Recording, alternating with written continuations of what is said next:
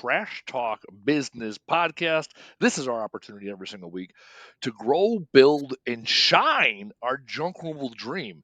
I'm your host, Andy Weins, with Camo Crew Responsible Junk Removal in Butler, Wisconsin. And this week I got a friend, buddy, guy I know, kind of. Jim, Jim, I never even asked how to pronounce your name. That's the one thing I do before the show, and I shit the bed. Jim, how do we pronounce your last name? It's Adolphson. Adolphson. Adolphson. I wanted Yep. to say that. Every part of me did not want to say that. All right, go with Jim. Jim, welcome to the show. Thank you. I appreciate you having me on. So what brings you here? Let's start with the softballs. Yeah. Any opportunity to talk about recycling, e-waste, trash talk in general. I'm all about it. I love it. That helps grow our business and makes people aware of all the opportunities that are out there. So, You had me at recycling. So for many of you that know this and some of you don't, recycling is what I do best, what I love doing. This morning we do quarterly training. One day, full day, we set aside for training with our guys, and then we also do weekly training, Tuesday training, 1 hour every week. And then today's full day session, we kick off things and we talk to our guys about what is our purpose, and they understand, right? We recycle, reduce, and uh, our impact, what we can recycle, what we can recover, what we can donate, how can we serve our community. They were really surprised. So we lean heavy on electronics. That's your jam. They were yep. really surprised when I told them we recycled over 200,000 pounds of electronics last year alone. And so we put on e-waste events throughout the years, or throughout the year. We'll put on 15 this year. We put on 19 last year, and our first e-waste event was hair over 10,000 pounds. So Nice. 15 events, 10,000 pound average. There's 150,000 pounds of electronics we're taking out of people's homes and getting into the hands of people like you. So in the junk removal space, how does that work? How do you fit in to our average listener who's out there banging jobs all day, cleaning out houses? Yeah. We try to be kind of that solution out there for you guys or any business that we're dealing with. There's so much e-waste out there and there's so much opportunity, and we try to give money back to the folks that bring the equipment into us, and sometimes you guys will probably find them gems in them houses where Mhm. there's a computer that was end of use to that individual but not end of life. And so there's an opportunity for us as an ITAD and recycling company to refurbish and resell that and share part of that revenue stream back to you guys to help offset some of your cost or to add a revenue stream for you that normally isn't out there. And we're not the biggest company out there. We don't always offer the highest dollar amount because we're in that middle space, but we try to make it as seamless as possible. And we do a lot of our stuff through philanthropy, where we give back to the communities in which we live and work. And we've done everything from granting wishes with Make a Wish to we help a battered women's shelter in Jefferson County where we're located. Those families are displaced, and sometimes those ladies are heading out the door with only the clothes on their back. And we just try to really make a difference out there in the community. And if we can bring you guys into that fold, that's what we're looking to do, and building a long, strong, lasting relationship. So how does that? So you said ITAD. What is that? So I'm on So the same page. yeah. So ITAD is IT asset disposition. So we handle like a lot of reverse logistics for our corporate clients, where Mm. we track the serial numbers, wipe hard drives, and refurbish and resell that equipment to bring a revenue stream back to them. Because a lot of times in these big businesses, the IT department is the bad guy. Oh, the Mhm. IT department needs more money for more computers or whatever. And so we try to bring some of that value back to the company and get the IT guys on our side to understand what we're doing and what our purpose is out there. Yeah. Okay. So we're leading in the heavy on the residential side. What other certifications do you have in the electronics collections world or Yeah. recycling world?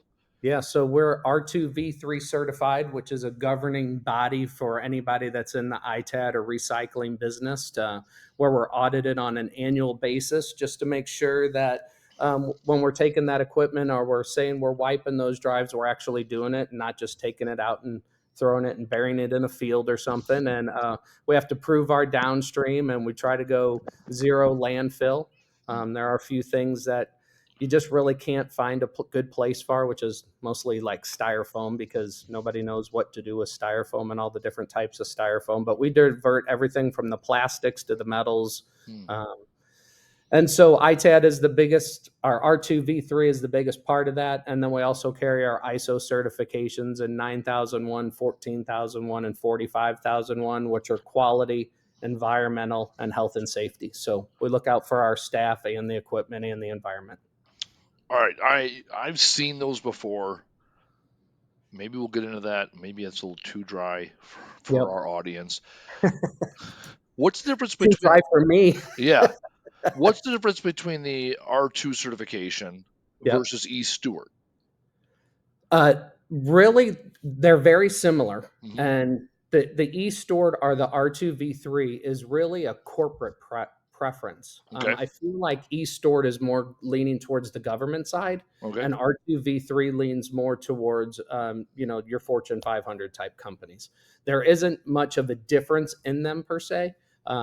Still good to have in our space just because of the certification, the the auditing of the material to make sure that everything is handled properly.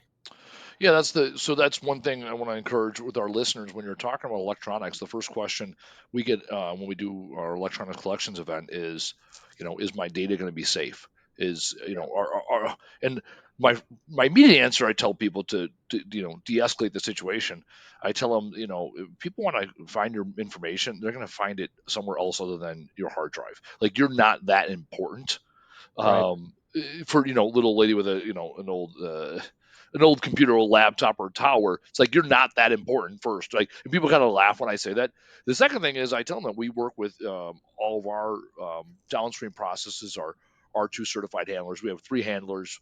We have primary and then 2 secondary ones, depending on um, really comes down to logistics. Who can get to us? And like last week, 2 weeks ago, we were getting concrete work done on our dock, and so we couldn't get a. We didn't have a semi load. We only had a 24-foot truckload. So we have one Right. company we can ship to. There's like 7 minutes away. So they don't give us the best price. It's not the best for that situation because we wanted to clear out our warehouse in short notice. That was the best because we Right. can't. They won't send a 53-foot truck for half a load. Obviously, it doesn't make sense. So the point there being is when you take electronics downstream, make sure that who you're handling it with or getting it to, because we're collectors essentially, right? We're not recyclers. I make that very clear. We collect and then we ship, and then it gets to the recyclers. Because as soon as you start to talk about recycling, processing, then you're open up a whole can of worms. So even me, I have a 20,000 square foot facility. We sort material, we store it, and we ship it. Everything we ship out is either on Gaylords, pallets, or on carts. And so because of that, we're sorting, we're not processing material. Can you Right. talk a little bit about that? What's the difference between collectors, recyclers, sorters? Because then in the scrap world, it gets turned into, shredding, smelting, the whole thing. So where do you fit in? And for the listener's sake, how can they best serve you when bringing you material? Yeah. So anytime you can sort that material out, like what you guys are doing, and bringing it together, whether it's audio visual equipment or if you have Chromebooks or laptops or Mhm. desktops, try to get all that stuff separated by those different types: desktops with desktops, laptops with laptops, Chromebooks with Chromebooks. But if you're not bringing in enough computers in general into Yep. Gaylords, makes it a lot easier. And then you have all the other different avenues: old gaming equipment, networking equipment. Anytime you can bring all that stuff together pre-sorted like that, allows us to give you more money for it, because it's a quicker flip. We're not going through and you know one thing over here, one thing over there. It's, hey, this is a Gaylord, a laptop, so let's get through it and get the best price. So we're probably second tier from the end when you look at people that are gathering the equipment, people that are sorting the equipment, and then us. And then the final process is I'm selling computers to the guy that's going to sell it to the end user, or I'm selling my boards that I've sorted out to the guy that's going to shred it, or that's going to sell it to the shredder. Mm. And it's really important to do those types of things. And you were talking about data. Got some funny stories on that. We do a lot of drives out in the community as well. And I had a lady bring me in a hard drive, and it was in a Ziploc baggie and it was wet.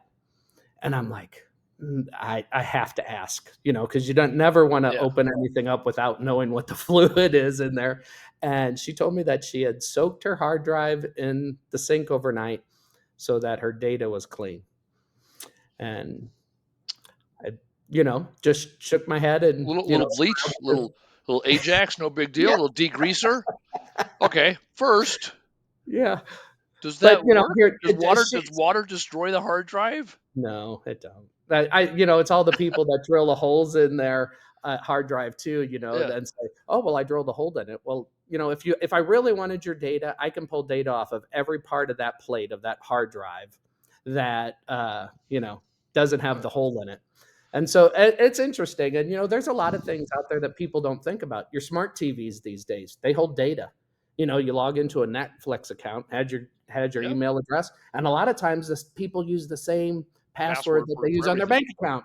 So Uh, you got to make sure when you have a smart TV or anything like that, all that stuff is carrying data. So it's important to really take that into consideration, because you don't want to be the person that ends up on the front page of the New York Times because data got out through your facility. And there's a lot of different things that you got to think about. But yeah, the hard drive in the sink was probably the best oh, data cleaning I'd ever heard. I love that. I love that because there's the actual cleaning nomenclature, and then there's also this idea that you can destroy your hard drive and it has some level of effectiveness. I also hear about the guys. Yeah, the other thing that people do often is shoot laptops or shoot their hard drives, and Yep. it's like I often you now have answered that question. I never knew if that actually worked. Now knowing it doesn't work further proves how dumb people are, I guess, and how I'm sure that's like one Google search away from being like, yeah, this doesn't work. Why are we doing this?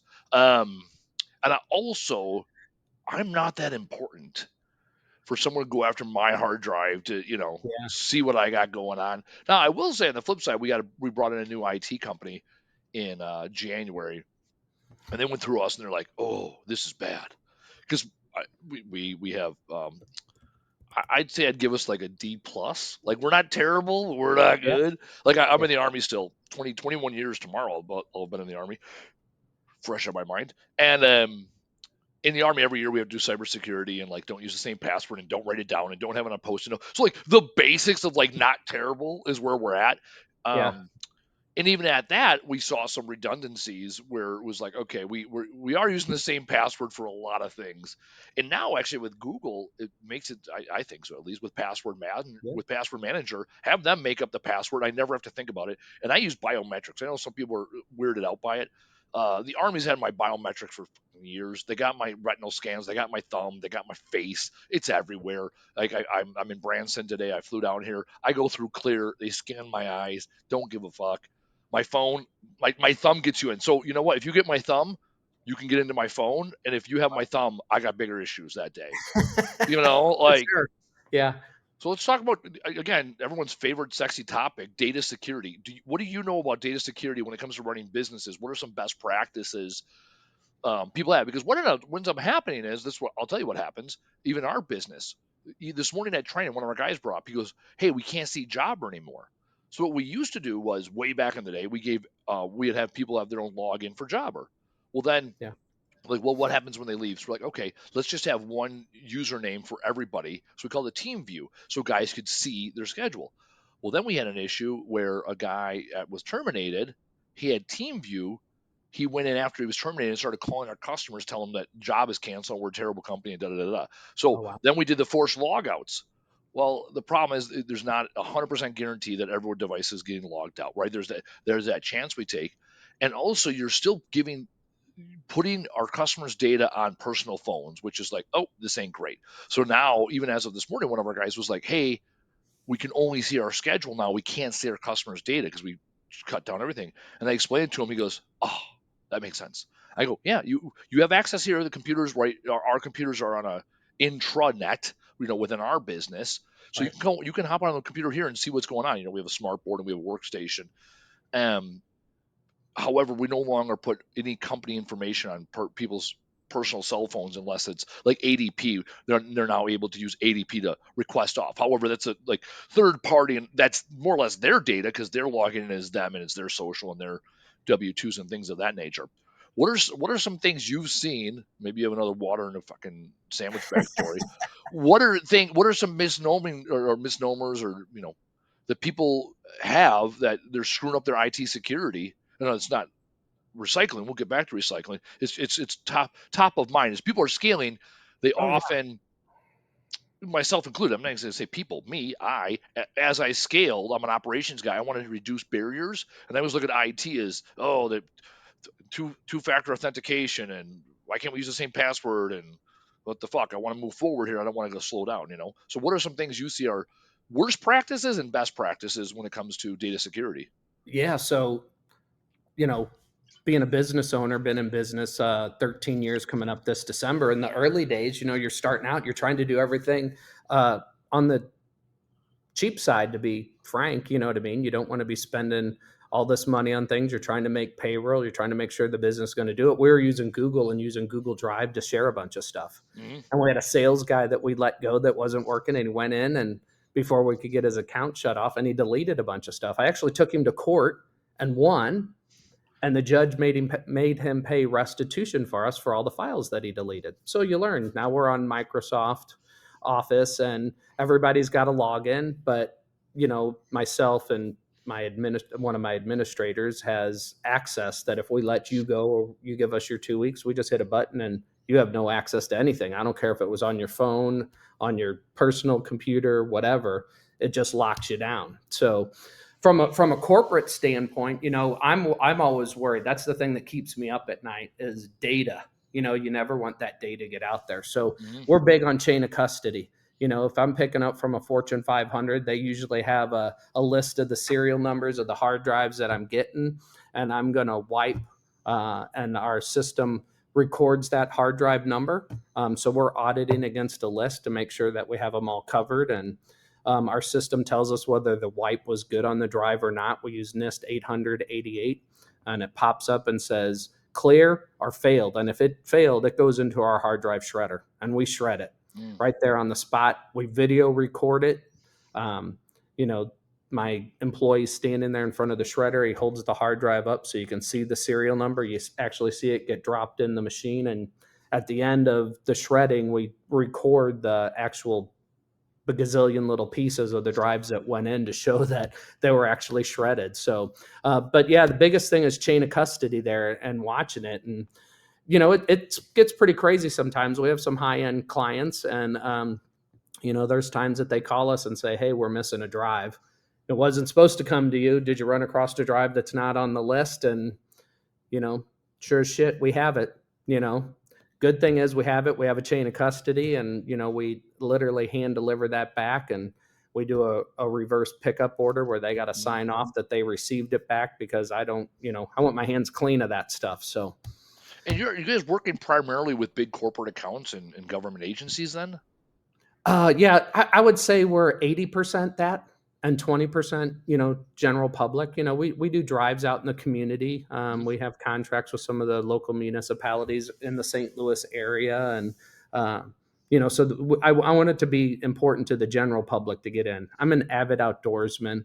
And there's one thing I hate when I head to my farm and you see all this junk thrown down the side of the hill in the countryside. And I want to make sure that people know that there's a proper way to handle that. And there's so many things out there like old tube televisions and Mm. stuff that have carcinogens in them, and we don't want them out there getting in our groundwater. And it's not good for the environment or any of us or the animals out there that I love to go play with. So Yeah, that's one of the challenges. So I've really leaned into electronic waste for the last couple of years. I was during 2020, 2021, I was doing a lot of research, and one of the challenges that the Wisconsin DNR, Department of Natural Resources, saw was that people didn't have a resource for getting rid of electronics. The stats were like 38% of people didn't have a resource. Another like 25% of people didn't know what the resource was. So it's like 60% of people didn't even know what to do or where to go that wanted to do the right thing. right, And I realized that the government does, I mean, I know this, I've been a federal employee for 21 years now. The government does a piss poor job at messaging. I mean, a lot of things they do poor at. Let's just stick with messaging. We'll keep it right, apolitical. Because well, they don't get paid by the weight, they don't get paid by the process. They just said, "Yep, we have a drop-off site." And I think about some municipalities. They're like, "Yep, we do electronics collection 4 times a year. It's 11 to 3 on a Wednesday." It's like, who's got time for that shit? And right, that's why we do our electronics collections event. we're also not checking IDs because you have some places like where I'm from, we have Brookfield. Well, you have the town of Brookfield and the city of Brookfield, and heaven forbid the town people go to the village or the village people, YMCA. There's Trump. Yeah. I said I'm going to keep it apolitical. However, that's a sweet dance he does. Uh, who's the fighter, the one MMA fighter, the UFC fighter? I think Oh yeah, Rogan I was talking seen about where this. He did yeah, the dance, he but did the dance when he so won. Yeah. before the fight, when he was in his in the locker room, right, warming up, getting ready, he was watching videos of Trump do the dance and practicing the dance. Like that's how confident and loose he was that his number one priority was doing the The dance, victory dance. the That's victory awesome. dance. Like Yeah. again, that goes one of two ways, right? Like the old adage, right? The difference between courage and stupidity. It's like when you know something's going to hurt and you do it anyways, right? And it works out, is called courage. When Yeah. you do something that you know is going to hurt and it doesn't work out, it's called stupidity, right? So like that story goes one of two drastic ways. Like, wow, that guy was so confident he was going to win. He was practicing the dance. Or look at this arrogant asshole that spent time dancing and not fighting. Like Right. again, the story goes both ways. Anyways, I got totally distracted by the No, village hey, people. Taylor helped us out there. It was John Jones, UFC 309. So There it thanks, is. There we go. Taylor. See, Taylor, the producer, producing shit. See, that's right. Even see. I'm remote. Taylor's back here, or what was it called? Back in the rear. It was going to say in the military. There we go. John Jones making shit happen. Anyways, the town of Brookfield and the city of Brookfield, for some reason, they don't get along because tourist dollars. I don't fucking know. All I know is that when one has an electronics collections event, other people try to go and they can't because their ID doesn't have the right zip code on it.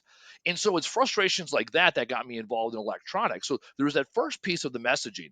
The other piece I find interesting, and this is a stat we use all the time. It's actually on one of our FAQ boards. It's on our website. Is this leachate? So this is what you kind of touch base on. At the landfill, what happens in the landfill?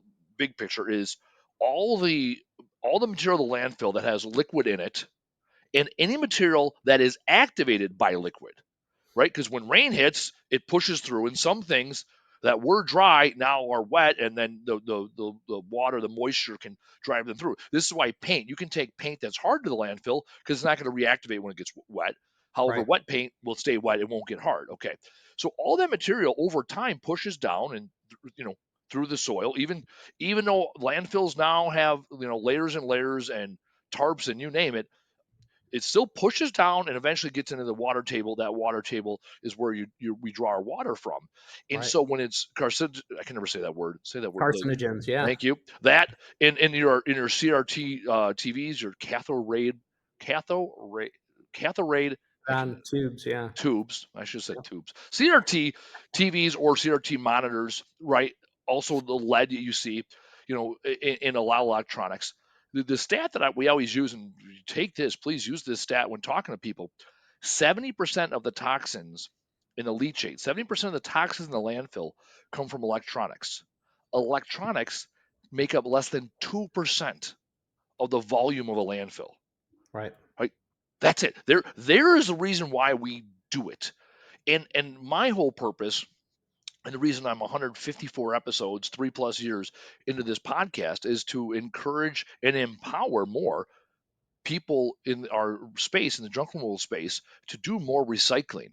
And I always tell people start with non-ferrous metal, iron, then go to ferrous metal, and then electronics. And the Right. reason being is it's the simplest and it's the most cash flow positive. Right? Right. Eventually, you'll get to clothes, single stream recycling, wood, mattresses. Right? Like mattresses is net zero or net loss. I lose money on mattresses. I make money on my electronics. And Right. when you encourage people that are doing junk removal how to make money.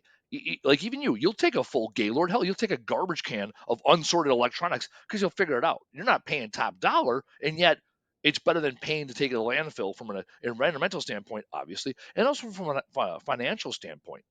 So Right. let's talk about that. What's some pricing that you see when people are bringing you laptops, towers, mixed peripherals, or tube TVs and things of that nature? What do you pay in your market?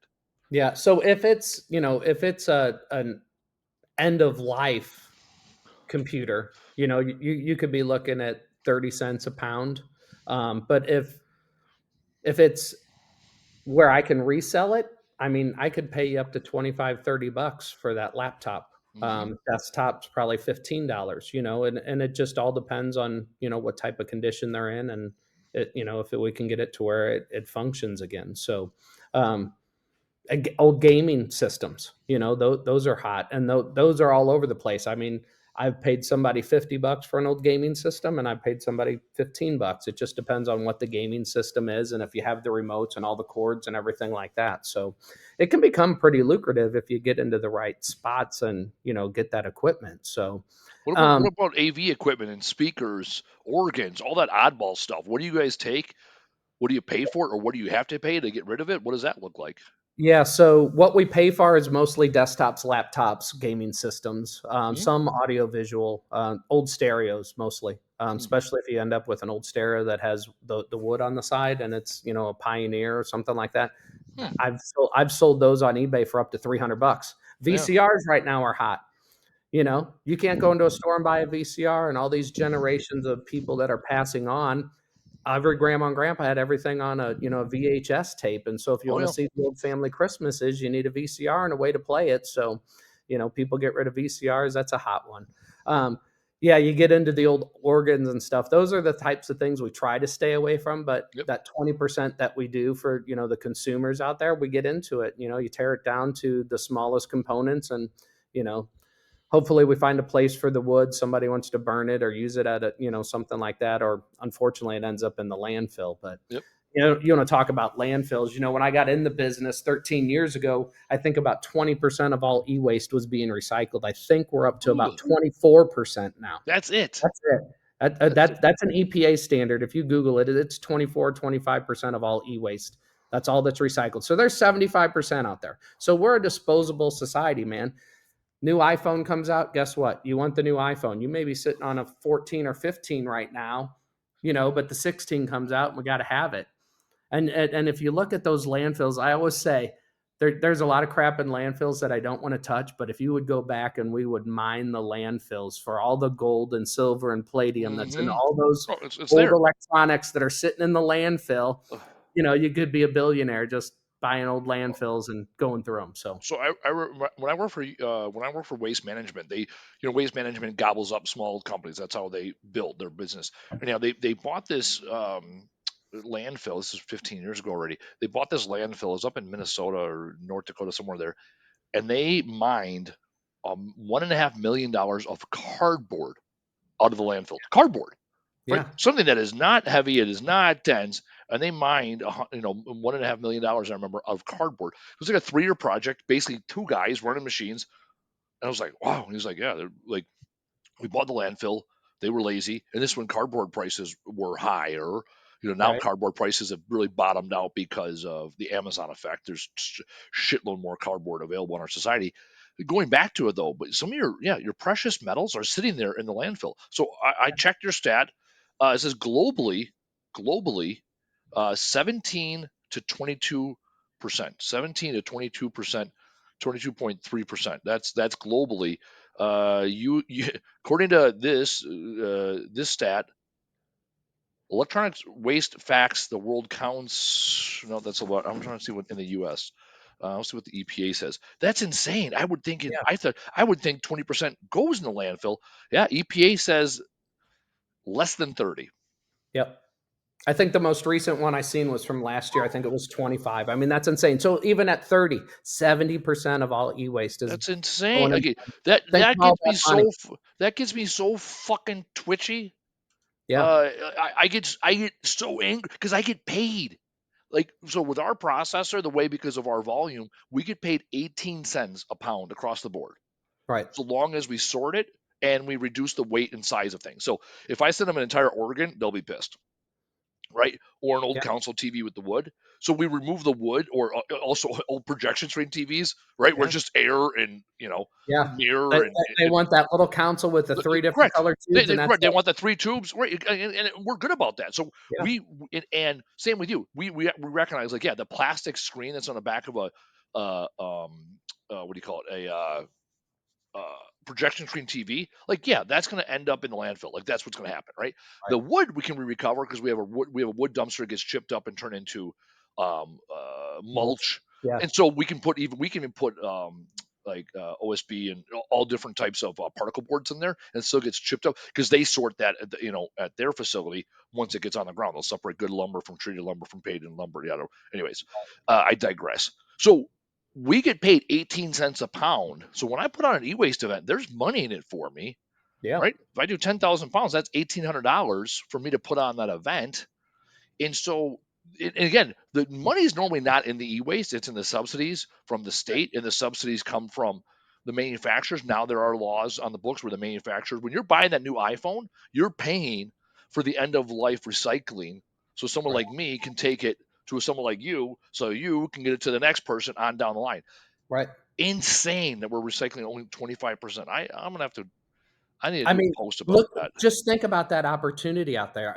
I talk to so many people that come to me and say, "Hey, Jim, why'd you get into this? Why, what are you doing? What would you recommend?" I'm like, just go collect it.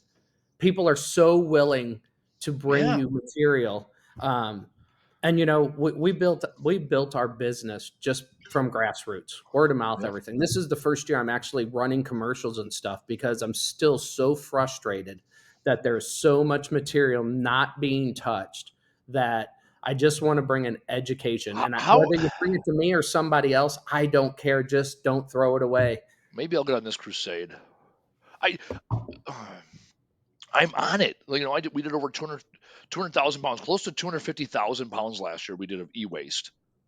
Yeah, we did 2.8 million, and I'm not saying that to dis Oh no, no, no! compare to You guys, you. this I is your just think full. Yeah, yeah, yeah. I yeah, mean, like, this is your I'm full full time time. This jam. is my gig. I deal with semi trailers full, and when I Yeah. look at $2.8 million, I'm like, that's awesome. But then I think about I could do 10 times that and still not put a dent in everything that's Oh, still so going to the landfill. how many pounds is that equated to pounds? Oh, we did 2.8 million pounds. Oh, 2.8 billion. Okay, that is okay. Yeah, Yes, yeah. yeah, that's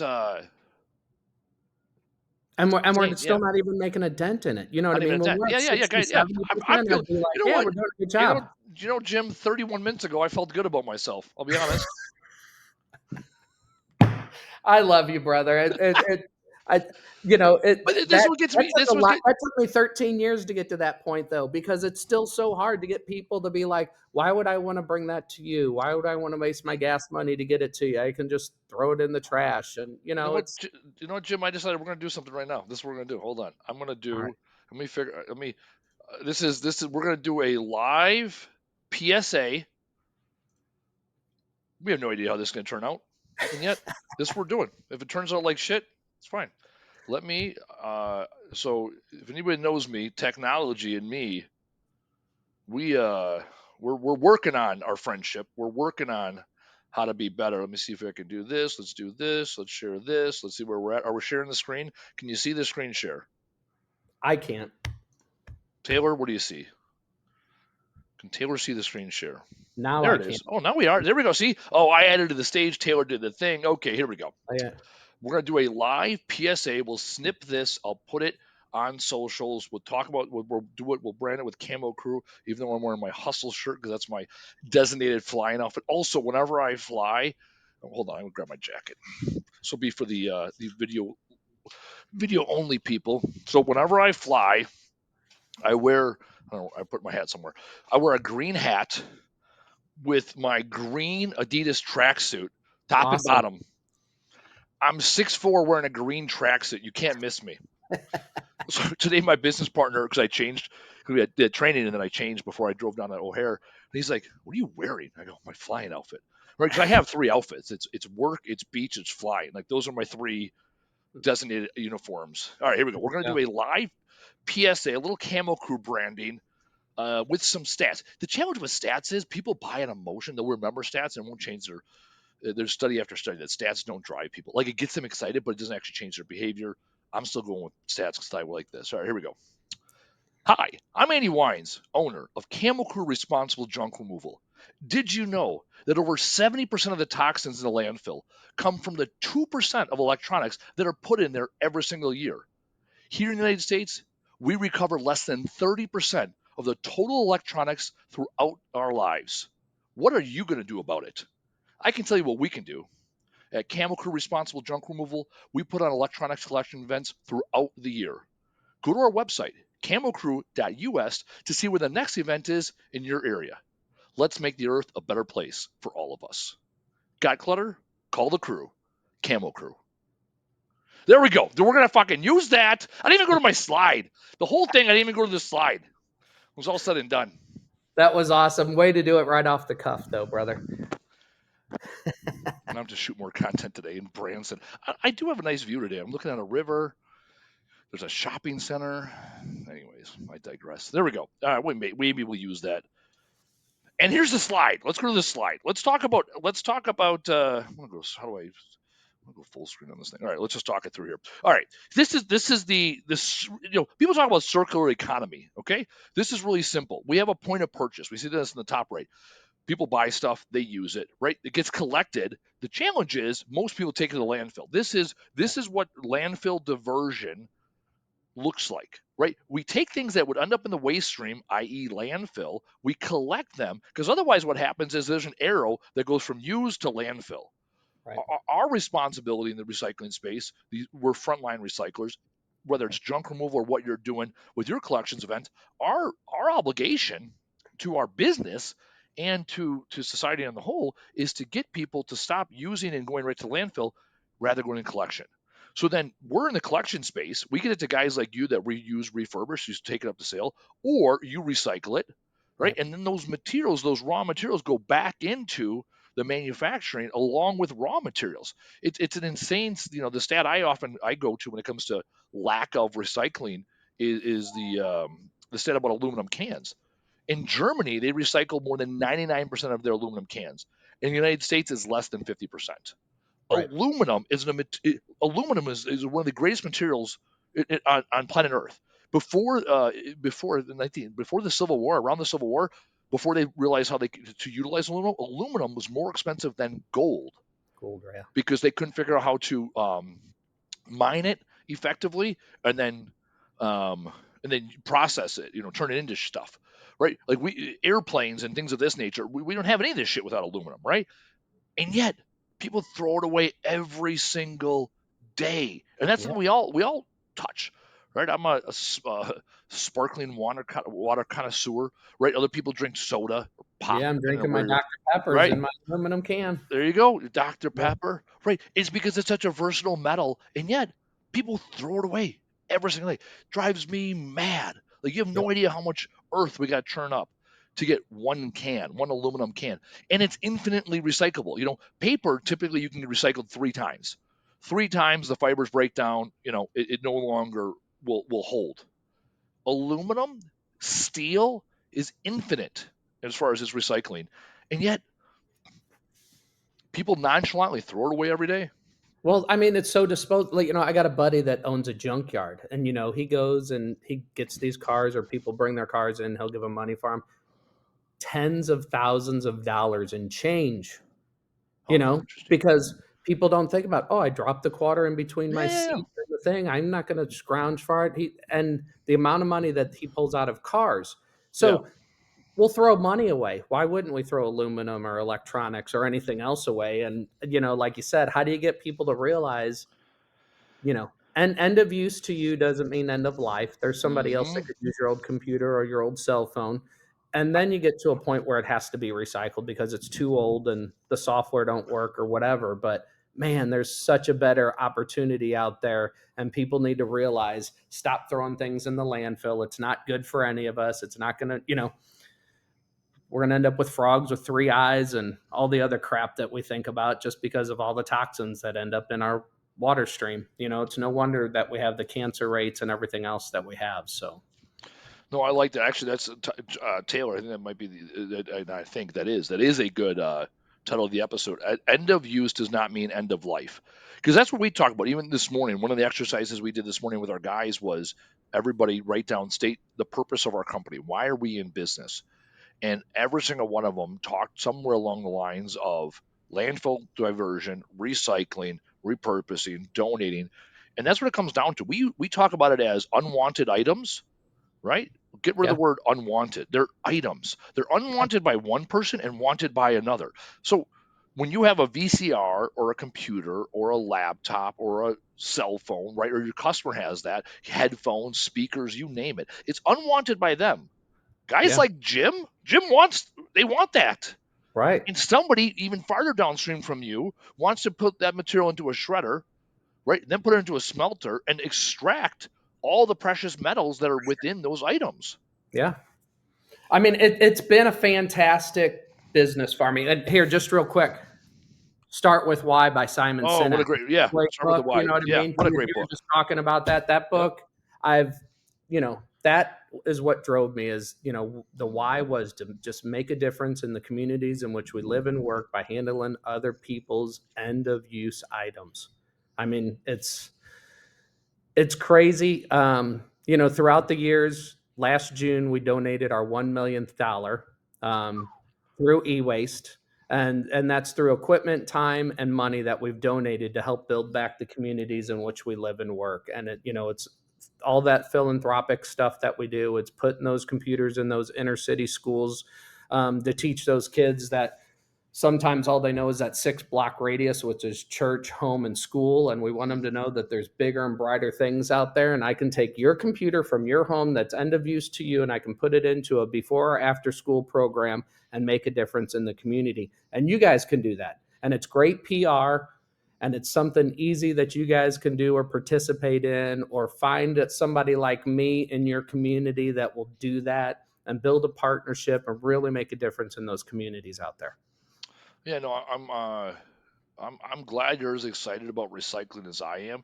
So what got you started 13 years ago? What was Well, I the was in aha the moment? payday here, crazy story. I was in the payday loan world right after college. I was in the Oh, payday loan world for you're a almost terrible 20 years. you're a terrible person. Those are the I worst people in America. am. And morally and ethically, one day I woke up and I'm like, I was doing good for people. I know I was doing good for people. Yeah. I have that stigmatism out there, and I don't want to get into all that right now. But I semi-retired, and through my church, I got introduced to my former business partner, who unfortunately passed away in 2001 to a heart attack. But him and I got into this business. He was a tech guy. He had started the business in December. I joined him in May, and we meshed well together. And I handled the PR side of it, and he handled the back end of it, and we've just built a great organization that I'm very proud of. I love it. I pour into my staff. They're as passionate about it as I am. We run these events in April for Earth Day. We got 5 Saturdays in a row. And I say, guys, I need volunteers. And the board fills up quicker than I can turn around and walk away. All 5 Saturdays are fully staffed. And, they appreciate it, and they love it as much as I do. And they're fun. You get so many interesting stories. We see so much, I have a 20-year-old that I brought a bag phone home one day, and I said, this was my first cell phone. I had Yeah. 20 minutes. I could sit on my car on Friday nights throughout the weekend and talk to my friends for free. But, you know, other than that, I had 20 minutes of time that I could talk on the old bag phone. And, Yeah. the best thing that I ever got at a recycling drive was an original Apple computer. Unfortunately, we were a year old and had to sell it to make payroll. Hmm. But I had it for about 30 days. I wish I still had it today, because it would have been one of those nostalgic things to look back on and be like, somebody recycled this. And, you know, it's cool. But Yeah, and it was one step away from going to landfill. yeah, When we look at that chart, landfill diversion, that's what we do. This is what I preach. I was in Miami 2 weeks ago at a recycling conference. In 2 weeks from now, I'll be at the Waste Expo in Vegas, put on the National Waste and Recycling Association. And then the week after that, I'm going to San Diego for REMA, which is the Recycled Materials Association. This is what I want us in the junk removal space to get involved in. We are the frontline recyclers. We are the ones that have the opportunity to intercept that material that is destined for the landfill and do something about it. At our company, we take it serious. We talked again this morning with our guys about how to get fired at our company, and one person was fired for that exact reason. He put a TV and 3 mattresses in the back of a dump truck that was going to the transfer station, and told the driver, who he was responsible for, to take it to the transfer station. Thankfully, the driver took it to the transfer station, dumped it, and then reloaded it by hand, and then proceeded to, make, obviously, I should say, he unloaded the TV so it didn't smash, but then reloaded the stuff by hand, and then that other employee was let go because that's how serious we take it. When people are Yeah. not on board with that, they do not last in our organization because yeah, we end up sorting, storing, and shipping material. It takes more labor to do what we do. We have 24-foot and 26-foot box trucks that we load the material on. When it comes back to our warehouse, they unload them by hand. And I was talking to two of our guys. They came from 800 God Junk. 800 God Junk. He said in the one guy 3 years of working there, never once they unload anything. Wow. Every single thing that they touched ended up in the landfill, and it Right. drives me fucking mad. Right? I want to put these people out of business because they're not doing things right. And I want to do it the right way, right? The old adage of you want to have the tallest building in town, you either rip other people's down or build yours really high. I want us to build ours high. I Right. want us, and by the collective us, I have no desire to franchise my business or have several corporate locations. I got my one location. I'm happy with it. When I talk about us, I'm talking about the individual owner operators in every single market across America, regional haulers. You own your brand, you own your name, you own your standards. This is your opportunity to step up and do the right thing. And this is how you separate yourself from competition. A lot of people want to have this a scarcity mindset. Oh, there's only so many jobs. The big guys are in town. I'm always competing on price. Great. Stop competing with them. Get out there Right. and be better. The analogy I used this morning and I use all the time, right? You go to a nice steakhouse and you go to McDonald's. They both do the same thing. They both satisfy your hunger. And yet we can all tell the difference between a steakhouse and McDonald's. When it comes to junk removal, it's no different. Right. We go into people's houses and remove unwanted items. We solve the same problem. It's our choice whether we look at ourselves as a reverse logistics company or we look at ourselves as another waste hauler. And that's a choice. And it comes down with the education you have, the relationships you have, the people you know, and what do you do about it? So my challenge to everybody, I'm so happy you're excited about it. I'm discouraged in one way by hearing that percentage of electronics is so low, and I'm also encouraged to say, man, talk about opportunity. That Sky's there's the limit. an Well, abundance of electronics out yeah. there that want a home. Right. You were talking about competition. Everybody says, Jim, who's your competition? I don't view anybody as a competitor. There's so much e-waste out there, it doesn't matter. But we Oh, put our own spin, our own flair on it. We're that Chick-fil-A. It's my pleasure. What can yeah, I my do for pleasure. you? My I pleasure. want to I want to be a solution to my clients, especially my corporate clients. I don't just come pick up their material. I handle it. I provide them reports every quarter to show how much water, how much electricity, how much oil and everything that they saved in the environment by recycling it properly. We get involved with their corporate social governance teams to run drives within their businesses for their employees, not just for the business itself, and just education and getting out there and talking to people. And it's the old adage, shaking hands and kissing babies and Hmm. doing what you say and say what you do, man. Because at the end of the day, the only thing you have as an individual out there running a business is your word. And if you Yep. break your word, you're not going to do great things. If you keep your word, sometimes it may cost you a little bit of money because maybe you weren't the subject matter expert at that time. But soon as you learn, it's another revenue stream. So go out there and educate, read as much as you can. I encourage people to read. I read 2 books a month. I run a book club. I love talking to other business owners and their ideas on books and how we can apply some of those processes out there into your business. Hmm. And man, I love it. I could talk all day about it. So, No, I love that. So let's talk books. Uh, I'm sitting on a book I have not taken the time to invest in. I'm at 2 books a quarter, so I'm not quite 2 books a month. What's the best book you've read lately? We'll start with that one. What pops in your head? um, Business Made Simple Hmm. I like who wrote is a that? Who good wrote that? one. I don't know if you want me to go grab it. I got it sitting on my bookshelf over there. Well, Taylor. Taylor will I find it don't on know off the Amazon. top of my head, but yeah. And Taylor. Simon Sinek, Start with Why. That's a Those are good huge one, book. especially if you're just getting into business. I love that one. I had my employees read it, and they got to understand the why of the business. Yep. So I make every new employee read that book, and then we discuss it. So So we do Gung Ho. That's the okay, book we have all our employees read. It's a parable about how to build a team. okay, based on three principles: a squirrel, a beaver, and a goose. It's about a 90-minute read. It's a good simple read. I've read it a few times. We have all our guys read that. We also have them read what the heck is EOS, because we are an EOS company, so we run our business on EOS. And then we have other books that we recommend. Extreme Ownership being one of them. Seven Habits of Highly Effective People. Those are the Yep. ones for the guys. So I'm a huge fan of Dan Sullivan. So 10x is easier than 2x. Is Just finished that one. so I'm gonna I brought it with me because I'm gonna reference it tomorrow. I want to make sure I'll read it a little bit tonight before I do my keynote tomorrow, so it's fresh in my mind. Love that book. So Seven Habits of Highly Effective People. That's my top book of all time. Yeah. 10x is easier than That was 2x. Covey, wasn't it? Coven. See, yeah, Yep. Stephen Covey. Yep. Uh, Donald Miller did Business Made Simple. Thanks to Taylor in the background there we there. go. Taylor in the Hooking us background. up again. Thanks, Yep. Taylor. The other one Dan Sullivan did, 10x is easier than 2x. That's like the level 3. Yep. Uh, Who, not how. Yes. That's another one I got That's sitting on my another. bookshelf. Yeah, there Yes. you go. Who, Huge not book. how. And when you figure out the who's, the how, right. Simple. So Yeah. here's the hillbilly math of it all. Start with Simon Sinek, right? Yeah. Get down to Yeah. the why, and then the who, not how, and then all the other shit will happen in Yeah. time, right? Because you as a leader have the obligation, the opportunity. You decide what you do. You decide the vision.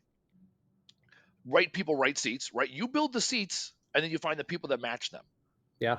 and then the There's a seats great may. one out there. If you're having trouble to hiring the right people, is Hire for Attitude. Ooh, Um, that's it's one. it's a good book out there too. Oh, Don't actually, ask me the author again because I'm not that prepared, but it's a good book too. And it teaches you to hire those people that have that same attitude and that same mindset as you, hmm and how to find those people, because that's the biggest struggle as a business owner. You want to expand, you got to find the right people to help you expand. You can't always be the brain in the room. I always tell my employees, I don't want to be the smartest person in the room. That's why I hire you guys yep, to be subject matter experts in whatever area of the business that I need you to be in. So I can think about, hey, how do we grow and where do we go from there? And then we'll figure it out. We'll find the hows and the whys. So, but yep. The other book that I like for talent, I just bought copies of this for a bunch of people. Is Winning the War for Talent: Recruit, Retain, and Develop the Talent your business needs to survive and thrive. That's Chris Zarnick. I saw him speak about 2 years ago as a Vistage speaker. Top notch guy.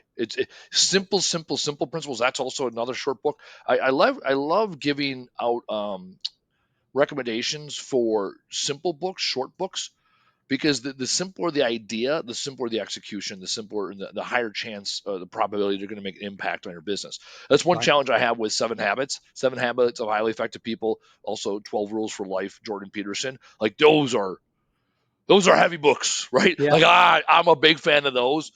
There's a lot you can unpack in those. And I also tell people when it comes to reading books, take the two or three things you're going to execute on and run with it. Don't give yourself the list of 20; you'll fail. And also, don't read the book and find two or three things you disagree with, and then say, well, the rest, throw the baby out with the bathwater. No, Right. take the two or three things and go with it, Yeah. because The Go Giver is another great little oh, book. The go Go giver. Giver. Yeah. That's a, Oh, that's a that's great book. That's an easy read book, but man, yeah. it really gets people thinking. Yeah. Don't ever judge a book by its cover, man. That's Here's the problem I have with that book. That is the book that they hand out for people that are doing the shop.com, the Market America back in the day. Yeah. What AMSA, what is that other one? Whatever. That's the book they give away. Amway or whatever it was. Amway. So Yeah. this was like 2 years ago, 3 years ago. I think this was as the world was opening back up. And I was doing some consulting. I was getting back into junk removal. And I sat down with somebody. He's like, oh, I really want to talk to you about a business opportunity. I was like, okay, I'm, taking on.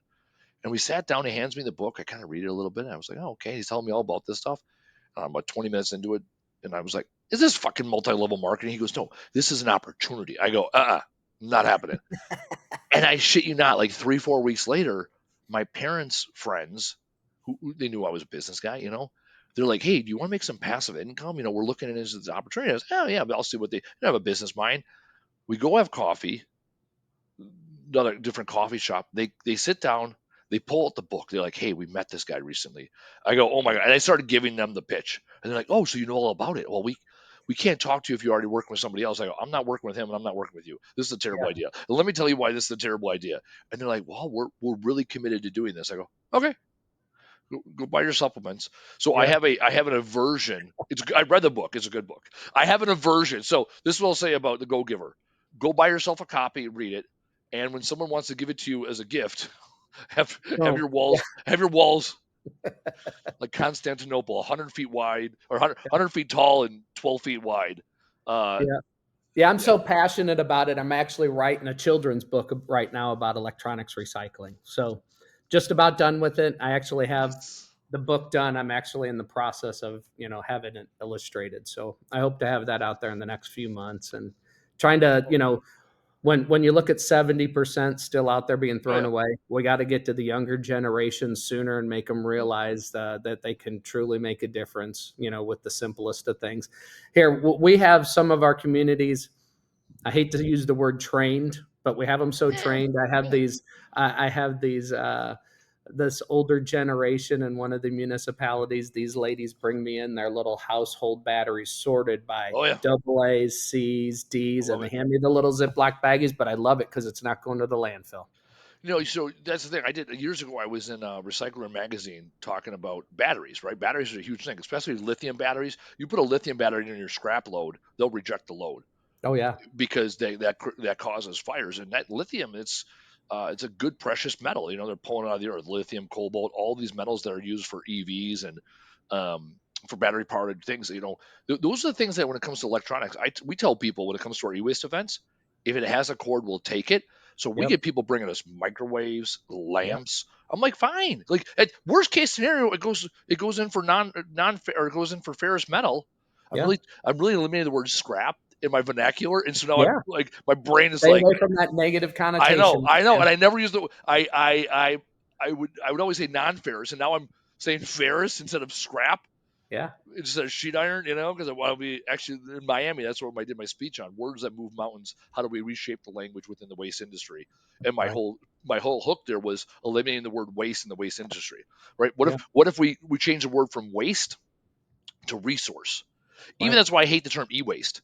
And also e-recycling, no one knows what the hell does that mean. So we just said electronics. We'll just keep it simple. Nothing fucking sexy, nothing fancy. Right. Electronics. Bring us your electronics. To your point, you got a battery, you got a cord. We'll take it. The only thing we don't take are bulbs Yep. We don't because either. yeah, I don't mess with bulbs because that's Yep. now if it's a lamp that has a bulb in it, I'm over it. Right. Right.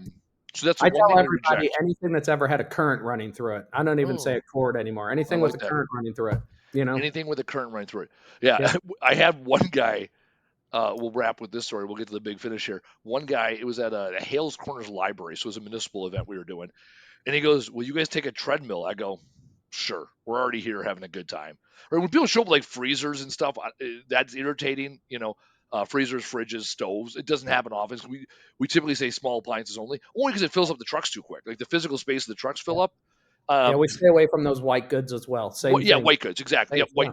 Yeah. Yep. So, anyways, this guy, because the libraries in the community, he walked the treadmill like 2 blocks on his dolly. It just walked up with it. We're like, all right, man. And like the library was like on a hill, so he like Yeah. one of our guys went down there and helped him, like janked it up the hill. He's like, all right, technically yes, it has a cord on it. Yeah. Like all right, well we got to draw the Since you line huffed it, somewhere. we'll take it. Yeah. Exactly. Like he asked ahead of time. He's like, anything with a cord? We're like, yeah. He's like, treadmill. I go, if you bring us a tread, I'm thinking he's gonna throw in the back of his pickup truck. Nope, humped it two You blocks. walked it. That's Yeah, awesome. I was like, that That's seems kind of an oxymoron, isn't it? You know? exactly. Yeah, exactly.